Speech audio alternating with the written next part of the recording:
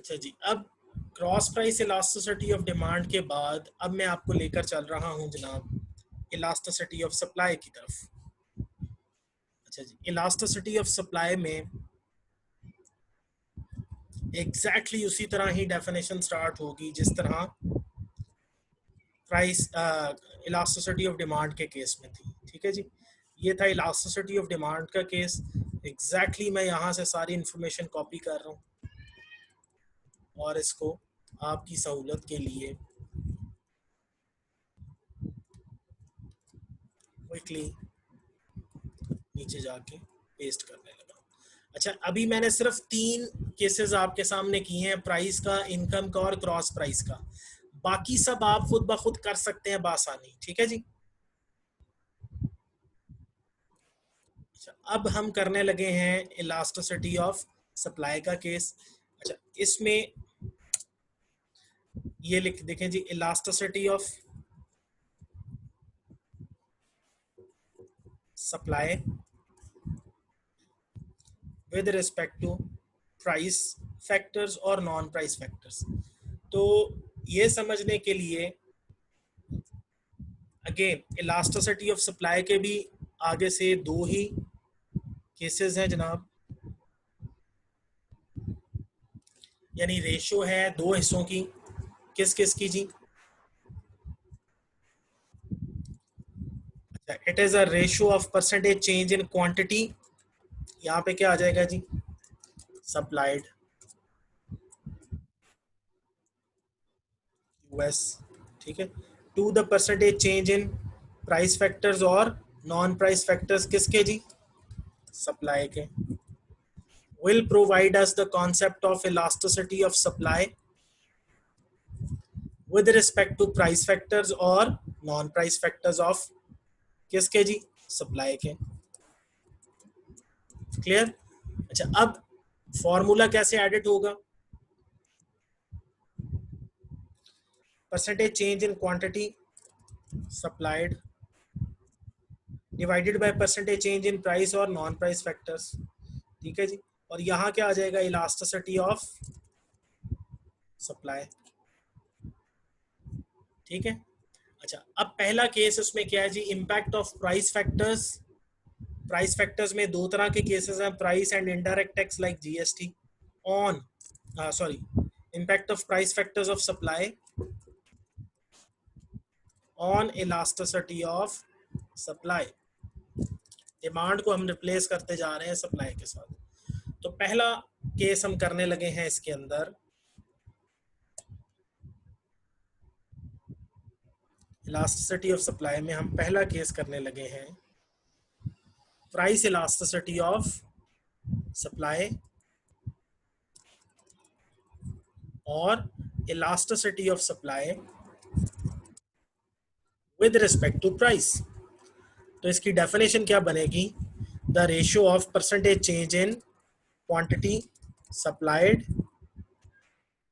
US to the percentage change in price of a product will be called as price elasticity of supply or elasticity of supply with respect to price। Formula इसका क्या होगा जी? Elasticity of supply, यहां पर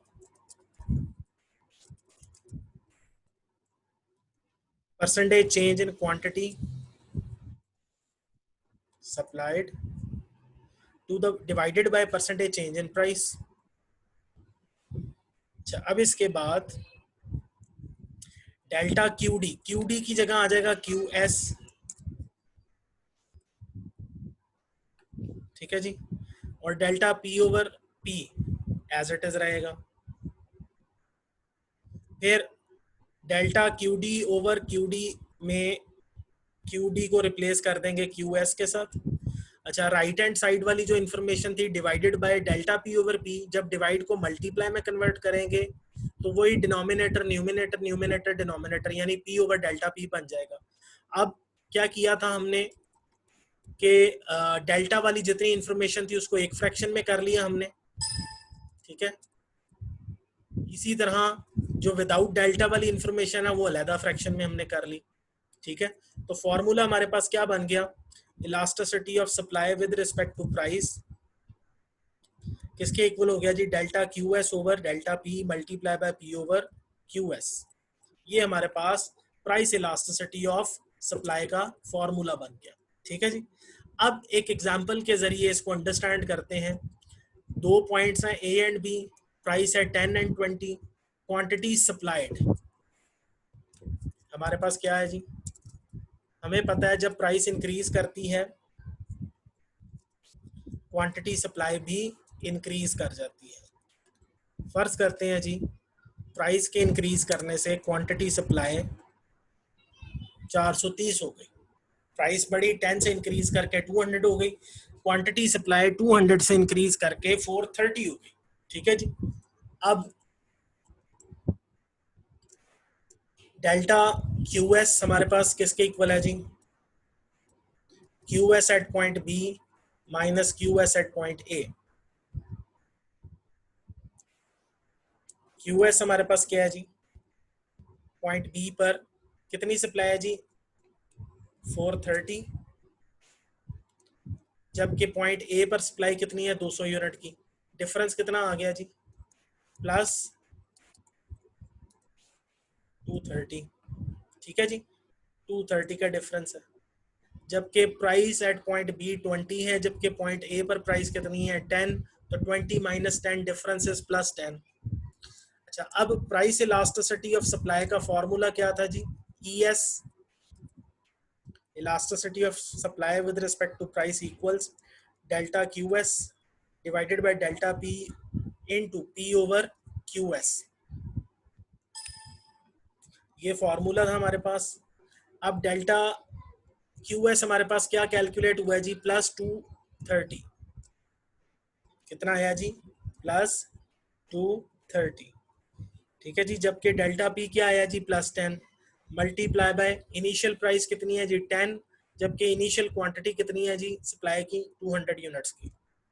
ठीक है जी, इसको लिखा कैसे जाएगा हमारे पास,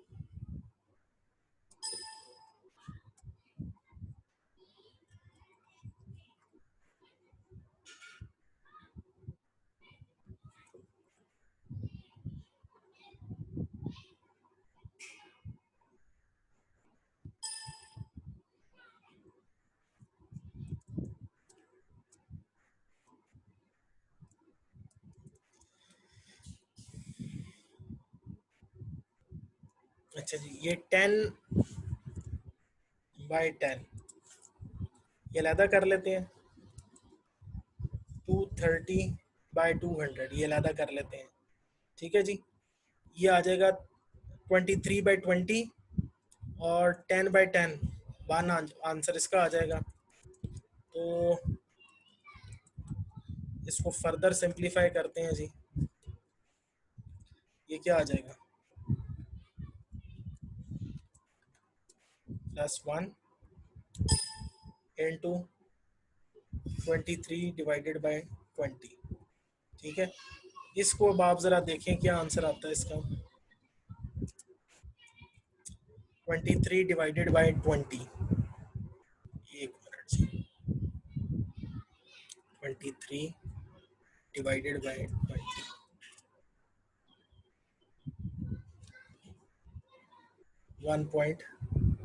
1.15,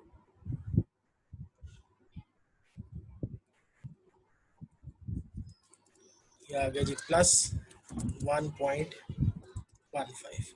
ठीक है जी, ये इसका आंसर आ गया। तो elasticity of supply with respect to price, इसका आंसर आ गया जी +1.15। ठीक है, अब इसकी आगे इंटरप्रिटेशन है जी। इंटरप्रिटेशन क्या जी, the answer of elasticity of supply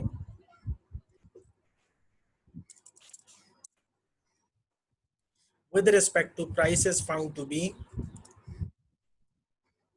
plus 1.15, which shows that if price of a product increases by 1%, then quantity demanded for that product will increase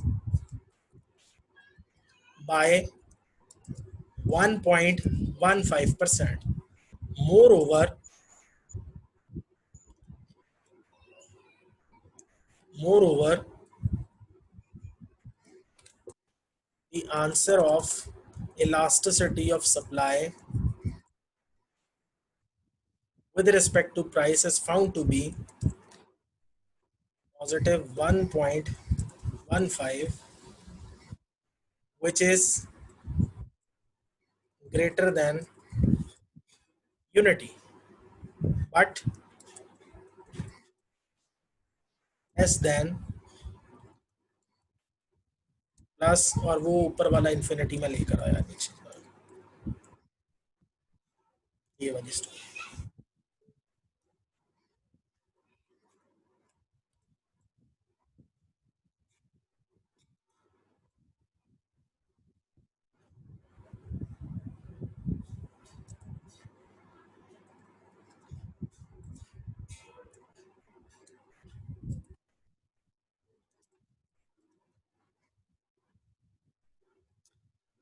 ठीक है जी, लेस देन इन्फिनिटी है बट ग्रेटर देन वन है, therefore there exists more elastic relation between price of a product and quantity supplied for a product। ठीक होगी बात। लें जी, ये प्राइस इलास्टिसिटी ऑफ सप्लाई का कॉन्सेप्ट यहाँ पर कंप्लीट हो गया। ठीक है, तो इसके अलावा इलास्टिसिटी ऑफ सप्लाई के आगे जितने फैक्टर्स हैं, इन्हीं पैटर्न्स के ऊपर आप बकाया भी सारी कैलकुलेशंस कर सकते हैं और इंटरप्रिटेशन इसी पैटर्न पर होती चली जाएगी। ठीक है, फॉर्म डेफिनेशन लिखें, सबसे पहले हेडिंग दें, डेफिनेशन लिखें, फॉर्मूला लिखें, फॉर्मूला लिख के सिंप्लीफाई करें, एग्जाम्पल्स ऐड करें, हाइपोथेटिकल वैल्यूज लें, सिंप्लीफाई करें, और उसके बाद आंसर कैलकुलेट करने के बाद इंटरप्रिटेशंस करें। ठीक है जी, जैसे इंटरप्रिटेशन कर लेंगे ये क्वेश्चन आपका कंप्लीट हो जाएगा। थैंक यू वेरी मच, आज के लेक्चर के लिए इतना ही।